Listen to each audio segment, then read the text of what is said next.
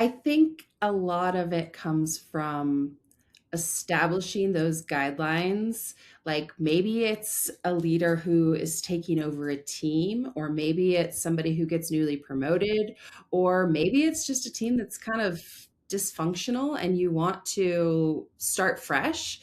But whatever situation it is that you realize that you want to start to set those ground rules or create those frameworks, I think just a really level set, kind of high level meeting to say, listen, I'm going to walk into this situation knowing that there are probably some people who are going to resonate with this and there are some people that aren't, but letting your people know that you want to make this comfortable for them and you want to make this a two-way street in those conversations is it's like starting with a clean slate, saying, okay, maybe we did things one way in the past, or maybe this is how things have been working up till this point, but that doesn't mean that's how they need to be in the future. Like, we all love New Year's resolutions. We're still in January. You can keep going for a few months and still pull that New Year's thing and say, let's look at what's going to work for us.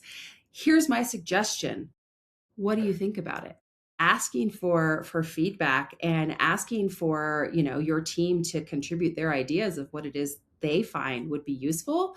And again, it's about tailoring that. It may not work the same way with every single individual on the team. And it may be intimidating for some people, like 3 by 3 by 3 might seem like a lot of stuff that they have to prepare. Okay, start with 1 by 1 by 1. Like, it doesn't have to be the same thing that works for everybody. But if a leader comes to the table and says, here's what I'm thinking about, this is what we're going to try, and then asks for feedback on what they want, it becomes more of a collaboration that can allow people to really feel like they're part of that structure and part of the what's the word I'm looking for, like they'll have ownership into it and get that buy-in. Yeah. There was a old boss from Salesforce, and he was on a podcast or he was being interviewed, and he was talking about coming up in his career. And he said, when I was coming up in my career, I'd sit in these rooms and I'd hear leaders say things. And I didn't want to say anything against that because I was afraid I'd get fired. Then I, rose in the ranks and he got to C-level, he's a very effective guy in a lot of well-known companies.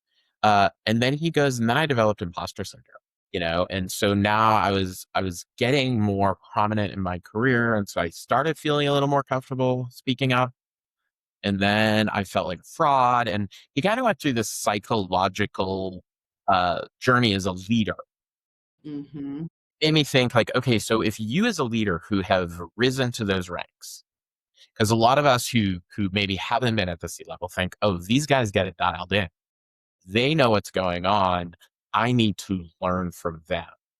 And it was refreshing to hear a leader be so vulnerable and say, yeah, I sat in your seat and I don't want to say anything either because I was afraid I was going to get fired.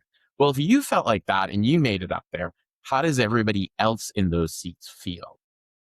And do you think there's enough vulnerability within leadership today that allows the employee, whether they're new coming up or even established employees who've been doing it 20, 30 years and just are never going to get to that executive level, but are trying to improve their careers? I think it exists, but it's rare.